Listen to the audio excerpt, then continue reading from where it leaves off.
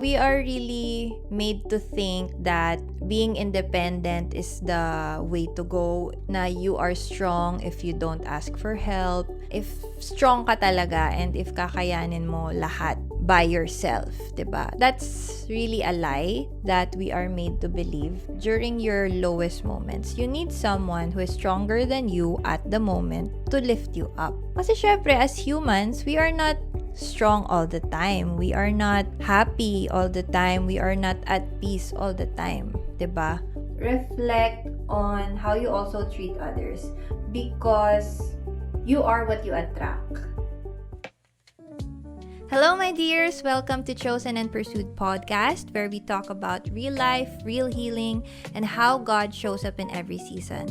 I'm Pao, and I'm here to walk with you through stories of broken trust, childhood wounds, forgiveness, and breakthroughs. So whether you're in the valley or waiting for God's promise, this space is for you. Let's get into the episode. Hello, everyone! Welcome back to Chosen and Pursued podcast, episode 10.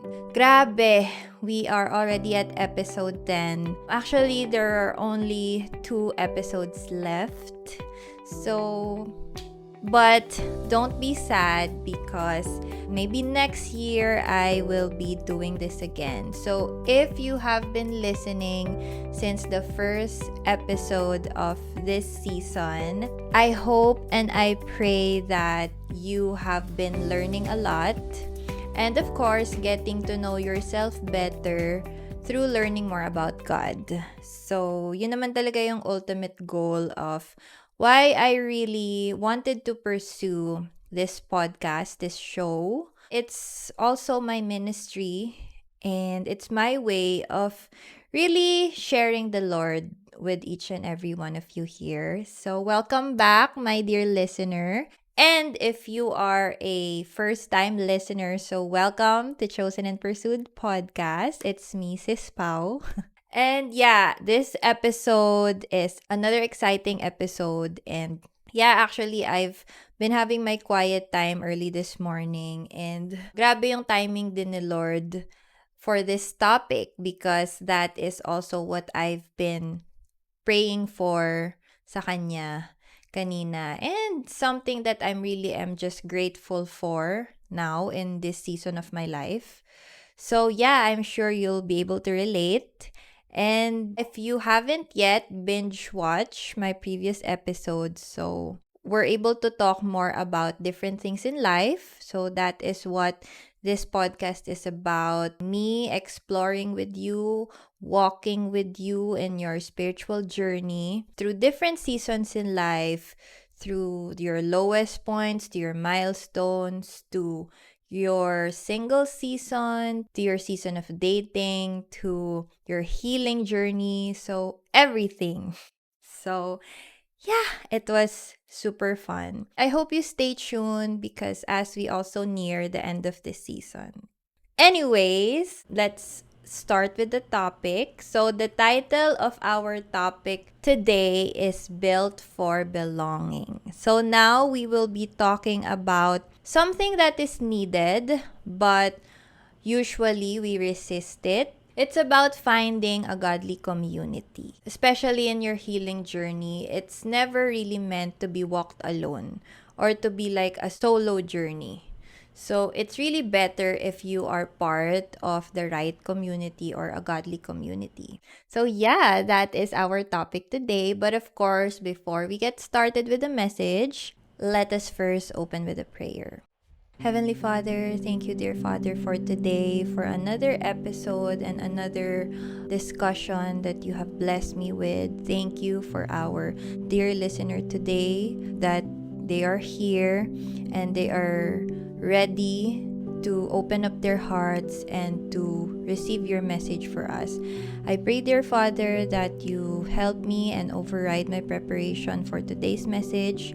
And I pray that you continuously use me as your mouthpiece in order to share the truth with everyone with love.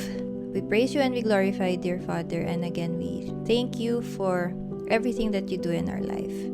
In Jesus' mighty name we pray. Amen. All right. So I hope everyone is also safe because a lot has been happening in our country recently. Ang daming chaos and the weather is also not so nice. Nagkaroon pa ng earthquake just recently, so I hope everyone is safe in their homes and continuously praying for everyone. So yeah, let's go to our topic. To introduce our topic, here's the first verse for today from Ecclesiastes 4, verse 9 to 10. Two are better than one because they have a good return for their labor. If either of them falls down, one can help the other up. With that verse, it already highlights the importance of having someone there with you. It doesn't have to be a large group of friends, even just one person that you trust, that you can be vulnerable with, and one person who you know really loves you because two is better than one. Sabi nga, 'di ba? And when you fall down, they will help you up. Yun talaga yung importance of being part of a good community, a godly community. Because again, you have people who will really boost you up, check on you, and correct you. So, syempre, hindi pwede mawala yung correction. Hindi pwedeng laging boost lang, 'di ba? I think this is the Lord also telling us that we are really made to help each other up since, 'di ba, human nature kasi we are weak, 'di ba? Our flesh is weak, our hearts are deceiving, our desires are worldly. Being part of the right community is really an important part of your Christian walk and your spiritual journey. Because of course, as human, you are flawed. It's really so helpful if someone else will tell you the things that you need to improve on. This is the first thing that I want to also address is the lie of isolation. Why is it called a lie? So in this world, especially today, my generation or even the earlier generations, we are made to think that being independent means strength. So on some occasions, it is true. I consider myself as an independent person, an independent woman. But especially during your lowest moments, isolation can even deepen your wound. Especially if what you're going through is really hard, 'di ba? Marami namang lowest points in our lives, the valleys, 'di ba? The valley seasons. It's also an observation that I see in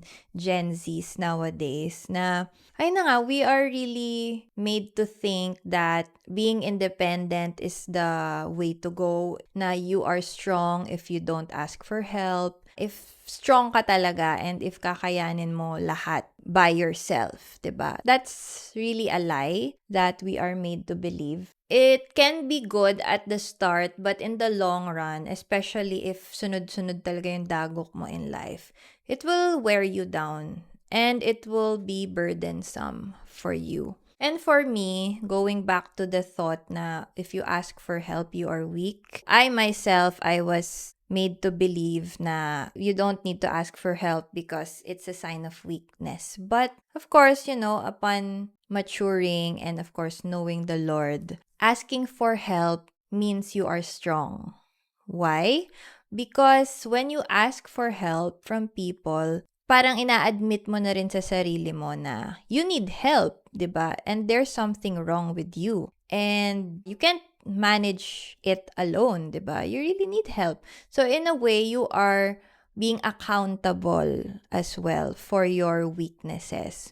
And to be honest, that's harder than just being independent, 'di ba? Kasi mas mahirap aminin na may mali sa'yo, 'di ba? So not everyone has the capability to do that, especially if you're someone na ma-pride. So, ako, guilty din ako dyan na ang taas talaga ng pride ko before and until now, I'm still working on that. Pero yun na nga, mas mahirap talaga to ask for help and admit that you need help. So in a way, for me, when I see people who are starting to ask for help, to open up, I admire them because hindi talaga madali yon. Mas mahirap yon to admit that you need help. So here's a next verse from Proverbs 27:17. As iron sharpens iron, so one person sharpens another. In this verse, it really says na, di ba nga, we are compared sa iron. Iron sharpens iron. So, di ba ang iron, it's something strong, it's sturdy, it's firm, di ba? But it needs another iron para ma-sharpen pa nga. Another person that is as strong as you, or maybe in that moment is stronger than you. So, it highlights the importance that during your lowest moments, you need someone who is stronger than you at the moment to lift you up. Kasi syempre, as humans, we are not strong all the time. We are not happy all the time. We are not at peace all the time. 'Di ba? How will you get on track, get back on your feet if ikaw nga sa sarili mo mahina ka at that point in your life? So, yun na nga, you need someone who is stronger than you. And not just that, but someone who can also empathize with you. Which is also something that I'm working on. Kasi yun na nga, ako naman nasobrahan din ako sa pagka-strong, sa pagka-ma-pride. So, important din to have empathy for other people. If you choose to isolate yourself, which a lot of people do naman talaga. If you choose to isolate, you can just hurt yourself even more. Kasi yun na nga, down na down ka. So, siguro I'll reference na lang to the mental health challenges that the youth is experiencing nowadays. Other than ang dami na kasing iba't ibang influence in this world, 'di ba? Your mind and your judgment easily gets clouded. It gets worse if you are just by yourself alone in your room. Syempre, mas madali kang matatarget ni enemy. So, actually, going back to that thought, when you are most vulnerable, that is when the enemy gets you and pursues you. Kasi vulnerable ka you are weak. Pag okay ka nga and on a normal day, natitempt ka na agad, di ba? So what more if you are at your downtime and at your lowest point, di ba? So mas mapupursue ka ni enemy. Even Jesus experienced that, 'di ba? Before he was crucified, he was in the garden by himself. He was super stressed. Syempre, ikaw ba naman, 'di ba? You know what you need to do. So, it was also during the time that he was tempted by the enemy. Pero of course, syempre, he's our Lord Jesus Christ. So, he made it through, diba? Through prayer and clinging on to the Father, right? But yeah, even Christ experienced that. So, of course, you'll also be experiencing that as well. Like always, I'll be sharing with you a personal story of mine of how I found the right community and how I found my discipleship group, or we call it D group in our church. So yeah, it was back in pandemic time that I met my D group leader. Actually, during that time, parang LDR pa nga kami. Kasi pandemic pa eh. And she was living in the province and ako, I'm here in Manila. So talagang video calls lang kami. So shout out to my D group leader. Yeah, it was during pandemic time that we met. And up until now, praise God, I'm still part of her D group. And I think lifetime na talaga to. We instantly clicked. We had lots of things in common, even our past experiences in life, our current experiences. Ang dami kaming similarities talaga. She helped me with my spiritual growth, with, being a Christian, with learning more about God. Syempre, automatic naman yon in a D group. But other than that, she also became my mentor in my career, in my freelance journey. So for those of you who didn't know, I started out as a virtual assistant and I still am. I have clients pa rin. But yeah, fast forward, I now own a VA agency. So praise God. So I also talked about that in my previous episode. During that journey of mine, she was there. She was actually one of the people who motivated me talaga to try out being a VA, and all throughout, transitioning into having my own agency. She was really there. She's actually my consultant. I consider her as my consultant na rin. And now we are collaborating on projects with clients. So, ang galing, parang hindi lang pala siya sa spiritual journey ko magkaka-impact, but also with my career. So, I just wanted to share this with you because you'll never know the impact that you will receive from letting the right people in your life. And also vice versa. So ako rin naman, like I also have my own discipleship group. Of course, I also mentor them in their spiritual journey, but also I help them in their careers. So some of them, I think most of them, are also part of my agency. So it's not a requirement, okay? Hindi requirement na dapat magkakasama din kayo sa work or parang you will recruit them. It's not like that. Parang it blends in na lang. Kasi having a discipleship group is a life-on-life thing. Spiritual, personal, career.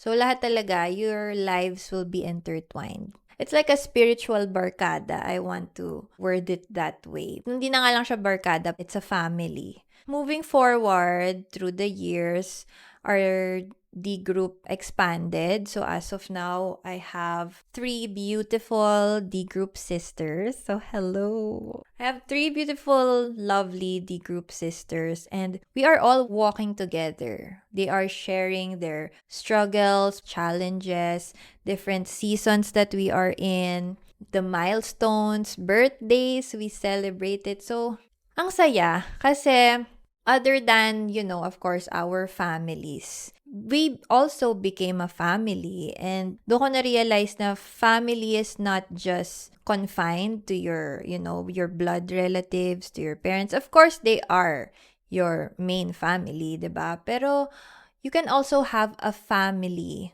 within your community, within your godly community. Because at the end of the day, we are all brothers and sisters naman, diba? In Christ. We are all covered with the blood of Christ. So in a way, alam mo yon, magkakadugo din talaga tayo in another term, 'di ba? Yeah, I realized that it's not just in your spiritual journey, it's not just between you and God. Okay, of course you have to have a personal relationship with God, but it's not just between you and Him. Hindi ka niya i-isolate sa Kanya lang. He will bring you people who will act as His hands and His feet, and who will be like angels in your life, na dun din talaga ipaparamdam sa'yo ni God through these people His love for you.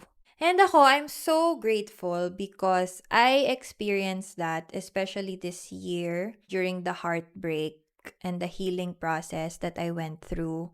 Grabe, sobrang helpful talaga that God really brought me these people. So, not just my discipleship group, even sa business, sa team ko, they are part as well of my journey, of my spiritual journey, my personal life, of my healing. So, ang galing. Ang galing talaga ni Lord. Siyempre, si Lord yun eh. Sa timing niya. And me meeting these people. Yeah, shout out to everyone. I love you guys. Dito naman tayo sa why did God design us? For a community. It was also mentioned in Genesis that it is not good for man to be alone. 'Di ba? So, yun yung sinabi ni Lord nung kinreate niya si Adam and Eve. Doon pa lang sinabi na ni Lord na you are not meant to walk in life alone. Okay? Pero it doesn't necessarily pertain naman to a romantic partner. So, ibang calling din kasi yun, di ba? Pero, basically, just being part of a community. So, meron din ngang saying na no man is an island. Di ba? I don't think that's biblical, but there's a saying like that. If this episode is speaking to you, don't forget to share it with a friend. And if you haven't yet, click subscribe to my Spotify and YouTube channels, Chosen and Pursued.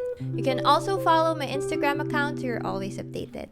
Let's get back to today's message. So kay Lord na nanggaling. It was the Lord who already, encourages and promotes us to commune with one another. Actually, parang it doesn't matter naman kasi may instances din na if you're an introvert, for example, baka maisip mo na, hala, how can I make new friends? How can I build connections with people? I'm an introvert, I'm shy. Pero when you find the right community na talaga, it doesn't matter of your personality eh. Kasi we all have one thing in common naman, which is we only have one God, 'di ba? And we only serve one God. So dun pa lang meron na kayong something in common, 'di ba? So everything will just fall into place and you will find how you can complement one another if you do find the right community. Because, yun na nga, meron din namang wrong communities, which I'll also mention later on. So, here are a few verses. So, it says here in Acts 2, verse 42 to 47, all the believers were together and had everything in common. Every day, they continued to meet together in temple courts. They broke bread in their homes and ate together with glad and sincere hearts, praising God and enjoying the favor of all the people. And it also says in Hebrews 10:24 to 25, and let us consider how we may spur one another on toward love and good deeds, not giving up meeting together, but encouraging one another. Before, yun na nga in Acts, it's a big thing yung having communities. Ayun, di ba sinabi, all believers were together and had everything in common. They shared their meals, di ba? They had dinners together, di ba? Ang saya pala noon. It's a common thing. It's a common practice before, during that time. It also highlights the fact that being part of the right community will really impact your life as an individual and help you grow in your faith talaga. And in a way, it's actually faster that way than doing it alone. So, let's go to this next part, which is healing through godly friendships. I will be comparing a toxic kind of friendship versus a faith-filled friendship. So, I'm sure maraming makaka-relate sa inyo. 'Di ba? I think lahat naman tayo dumaan sa mga ganitong types of friendships or relationships. So, dito muna tayo sa toxic. So, it says here, toxic friendships, it's built on convenience, gossip, comparison, and shared dysfunction. Their bond is shallow. It breaks easily when things get hard. So, it leaves you drained, anxious, doubting of your self-worth. And syempre, pushes you away from God. Ako din, I've had friendships like this. Alam niyo, parang more on, yeah, nagchichikahan kayo, pero more on ginajudge niyo yung ibang tao. Dami ko naging friendships like that. And most of the time, ako yung toxic. Okay. So, alam mo yun, yung parang built on gossip, pag-usapan nyo si ganito, uy, alam mo si ganyan, ganun. Si ganyan, may nag-asawa na, pero parang may pregnant. Alam mo yung mga ganon, nakarelate kayo, di ba?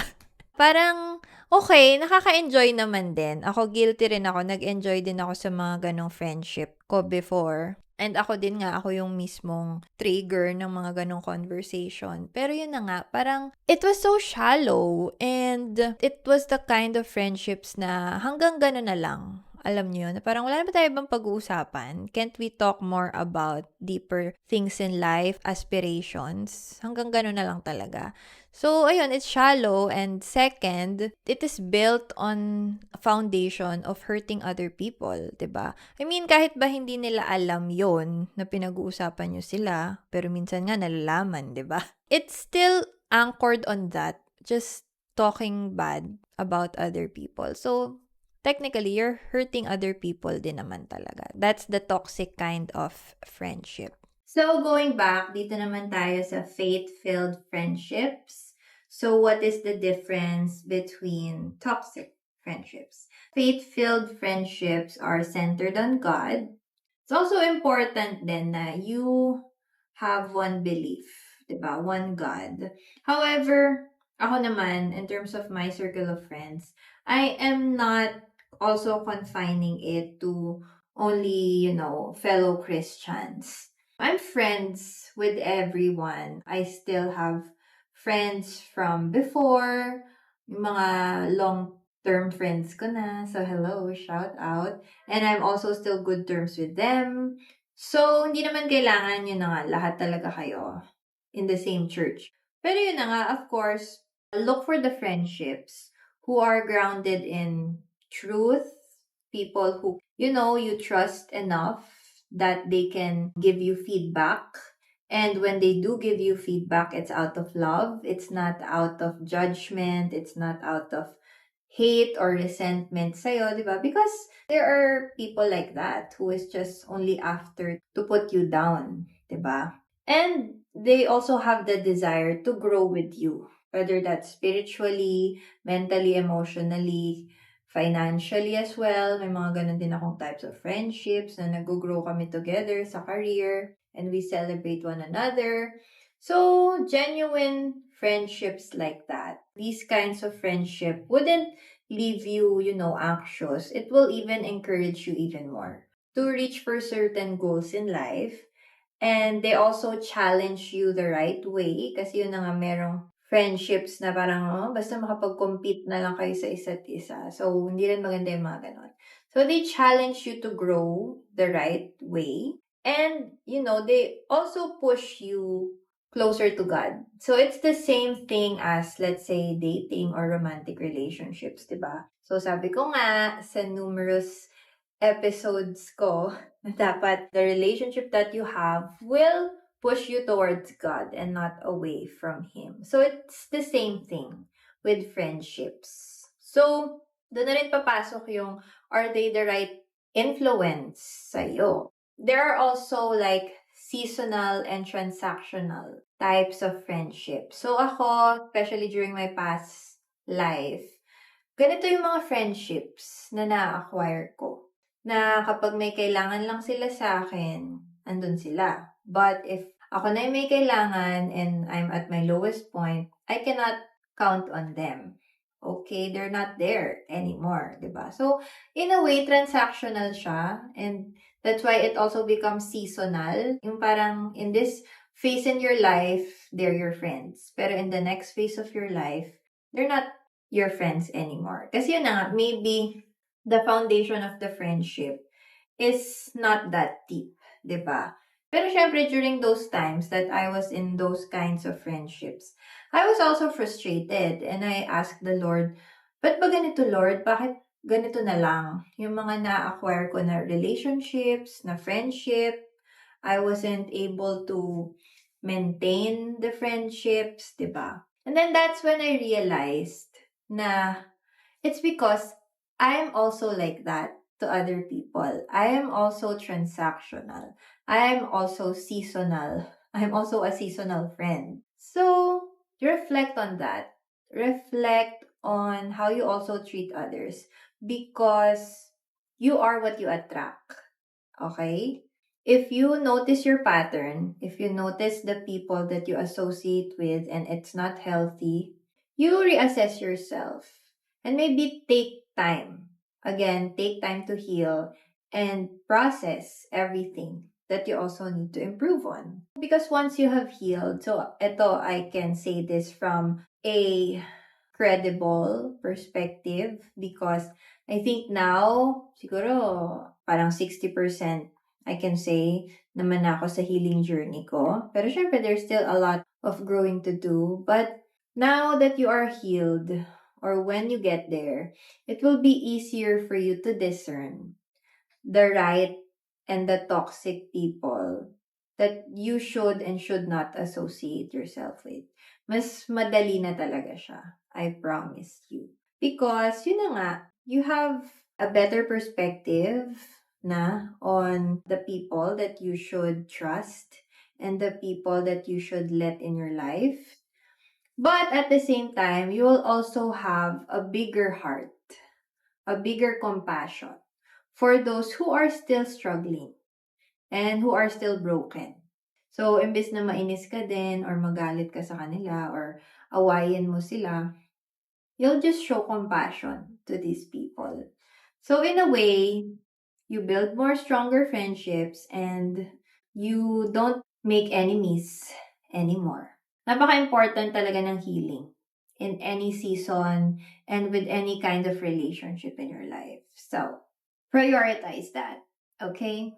So, dito na tayo sa signs of a godly community. So, first is, yun na nga, Christ-centered and not just socially comfortable. Next is willing to correct in love. So, again, this is very important. Anyone can give you feedback, but check the motive of their heart. Do they just want to put you down, or it's really out of love because they love you and they know they can see a better version of you, diba? Number 3, committed to growth and not gossip. So yun na nga, hindi yung puro chismisan at pagmamarites na lang ang naaambag sa life mo, diba? And ikaw din, vice versa. And next is a place where grace and truth meet. Meaning, it's a safe space. It's a safe place. Kasi yun na nga, again, the world is hard enough. So, if the circle that you are in now is causing you more stress and frustration and technically causing you to sin because you have resentment towards the people that you're with, diba? I think you have to reflect on the people that you have now in your life or the circle that you are in. Because, we want to add to each other. We want to add value to each other, not, pull each other down. Diba? Ito naman, overcoming barriers to community. Sige, if you're someone then na came from a wrong community, a wrong circle, it's automatic na you have this fear. This fear of being hurt again, of being betrayed again. And yung feeling na, wag na nga, ayoko na mag-build ng connections. Hindi naman ako nakaka-fit in with people. Maybe you are socially awkward talaga. Diba? So, may mga ganun naman talaga. So, I just want to give you an encouragement that the right community doesn't demand perfection. It welcomes your process. Okay? Kasi every one of us naman is a work in progress. Diba? So, I think that's also a good sign. If these people that you're with do not judge you. So, that's what I experience now in my D group. And that's the kind of culture as well that I want to pass down to my D group. Na yeah, parang, so what if may nagawa ka na naman? Or if naulit mo na naman? Or if binalikan mo na naman siya? Something like that. So, if yung people na kasama mo is hindi ka i-judge for that, it's a good sign. However, there should be feedback din and correction nga. Correcting with love. Kasi meron din namang mga types of people na kukonsintihin ka na lang, di ba? So, that's not a sign of love as well. Kasi they're not helping you grow. So, dapat nga may growth. And I guess a practical tip, if you are someone who is really looking for the right community, start small. Start with your local church. Start attending Bible studies. And ayun na nga, you can also look for, I don't know, a small group within your church, kung may ganun sa church nyo. Basically, just open yourself up to network and connect with people, whether that's in your workplace, that's in your ministry, that's in anywhere that you go. Kunyari, may nasalihan kang hobby, pickleball, mga ganyan, di ba? Anywhere, you can build a community naman anywhere. But yun na nga, you have to take the step of opening up to new people. Because you'll never find the right community if you will just choose to isolate yourself. Diba? So, here are some final verses to share with everyone. So, it says in Galatians 6:2, carry each other's burdens, and in this way, you will fulfill the law of Christ. And also in John 13:34-35, a new command I give you, love one another. As I have loved you, so you must love one another. By this, everyone will know that you are my disciples if you love one another. So, diba, very clear na yung message from God na we are really called to love one another, just as He loved us. That's really part of meeting the right people. There's so much love to give, especially if you are someone who already felt the love of the Lord. I'm sure nag-uumapaw ka ngayon sa love. And you can't wait to share it to others. So, yeah, why not start with the right community? Again, it doesn't have to be a romantic partner. So, hindi naman alisin, but let's not romanticize that part so much because love comes in many forms, diba? So yeah, start with your new friends. Here's like a final encouragement. Again, you are not meant to walk alone. Healing happens in the presence of God, but it grows deeper when you are surrounded by His people. Ito, a reflective question to leave with every one of you here. This is something that you can write about later. So, who are the people God has placed in your life right now that you can lean on or begin building community with? So, list down nyo na yung names ng mga people who come into your mind that you think can add value to yours, and you can also add value to their life. So, start with these people, meet up with them, call them, have coffee, diba? Saya nun. I swear. So, shout out sa aking mga friends ko.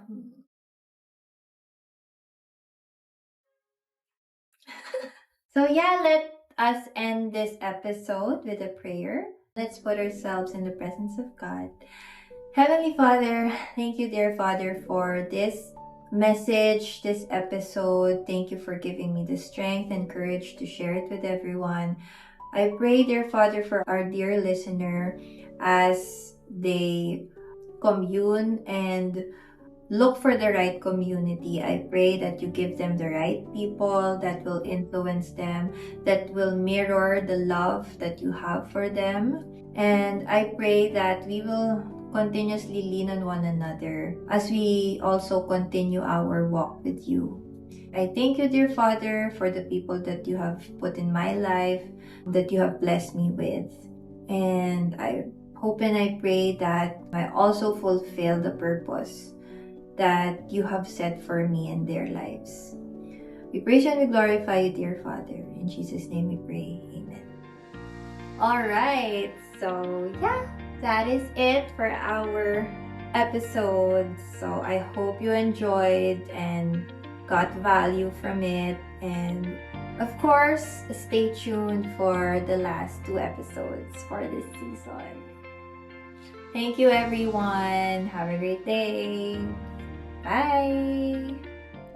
Thank you for tuning in today, my dear. I pray that in whatever season you're in now, that you will continue to walk with Jesus, because you are chosen, you are pursued, and you are deeply loved.